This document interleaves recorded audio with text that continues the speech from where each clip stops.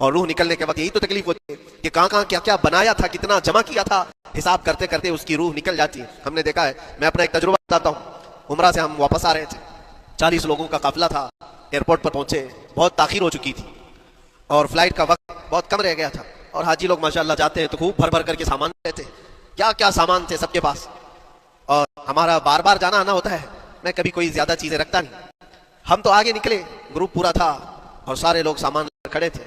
वक्त गुजरता गया, फ्लाइट जहाँ चेक इन हो रहा था सामान, उन्होंने कहा कि 25 किलो से ज्यादा का अलाउड नहीं है। और यहाँ 40-40 किलो लेकर बैठे हुए थे। मेरा तू थोड़ा सा ले ले, तेरा तू थोड़ा सा ले ले, एक दूसरे को पेश कर रहे हैं।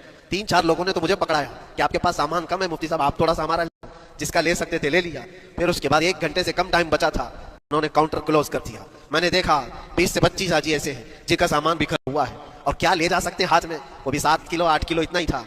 उनकी ख्वाहिशात में देख रहा था, कोई मुसल्ला उठाता है, कोई खजूर उठाता है, नहीं मेरे बच्चों के लिए खिलौने लिया था, इसको ले लेता हूँ। वो ले लो तो मुसल्ले छोड़ना पड़ता है, ये ले लो तो खजूर छोड़ना पड़ जाता है। किसी न किसी तरह से वो लोग आखिरी वक्त 4 चीजें लेकर के निकल रहे थे और बिखरा हुआ पूरा सामान एयरपोर्ट पर ऐसी मौजूद था। 1-2 किलो नहीं, कितने किलो का सामान छोड़ करके यूं आना पड़ा। या तो फिर फ्लाइट के सफर पे जाओ या सामान में लगे रहो, 2 ही ऑप्शन थे। और कौन वो छोटे सामान के लिए अपना सफर मुलतवी करता। वापस आए, हसरत भरी निगाहों से देखते रहे अपने सामान को। और फिर अंदर आकर जब बैठे, मेरे जहन में बात गूंजने लगी, यही हालत होती होगी जब इंसान दुनिया से जा रहा होता है, जब यहाँ से रुखसती का वक्त आता है और मलकुल मौत सर पर आकर खड़ा हो जाता है।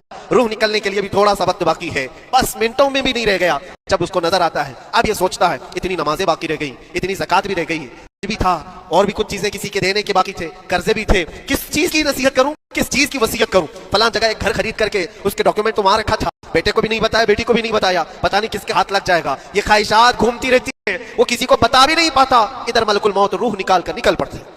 ये इंसान शॉर्ट लाइफ है, मुख्तसर सी जिंदगी है, जहां ये ख्वाहिशात धरी की धरी रह जाती हैं। इसीलिए शेख सादी ने बहुत अच्छी बात फरमाई। एक बादशाह ने ऐलान किया था अपने वजीरों में से एक को, उससे बहुत खुश हुआ और कहा, जा आज तुझे मैं इतनी जायदाद दूंगा, इतनी जमीन, इतनी प्रॉपर्टी दूंगा, जितना तू अपने हाथ में एक लकड़ी लेकर घेर देगा, जितनी जमीन तू घेरेगा उतनी तेरे नाम लिख दूंगा।